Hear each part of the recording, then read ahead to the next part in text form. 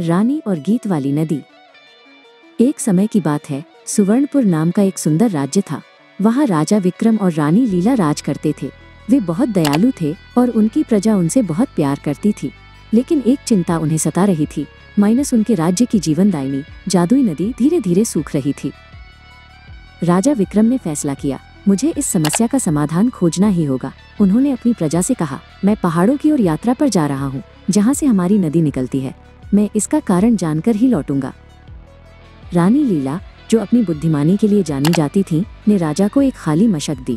महाराज, उन्होंने कहा, जब आपको जवाब मिल जाए तो ये मशक उसे संभाल लेगी। राजा हैरान हुए, पर उन्होंने रानी पर भरोसा किया। राजा कई दिनों तक चलते रहे। वे घने जंगलों से गुजरे और ऊंची पहाड़ियों पर चढ़े। अंत में वे उस पर्वत की चोटी पर पहुंचे जहां से नदी शुरू होती थी। नदी के स्रोत पर उन्हें कोई राक्षस या श्राप नहीं मिला। वहां एक विशाल उदास फूल था। उसकी पंखुड़ियां मुरझाकर पानी के बहाव को रोके हुए थीं।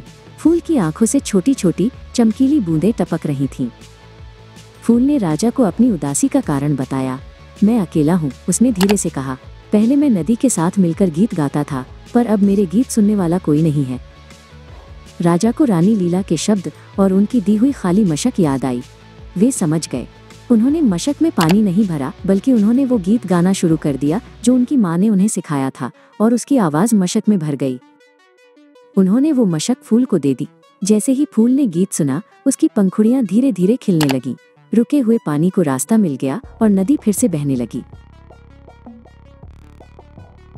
राजा विक्रम खुशी खुशी अपने राज्य लौटे। नदी अब पूरे वेग से बह रही थी। उसका पानी शीशे की तरह साफ था। राजा और रानी अपने महल की बालकनी से अपनी खुश प्रजा को उत्सव मनाते हुए देख रहे थे। राजा विक्रम और रानी लीला समझ गए थे कि दया और करुणा ही सबसे बड़ा जादू है, और वो नदी जो अब अपने साथ उस फूल का खुशियों भरा गीत लेकर आती थी, हमेशा बहती रही।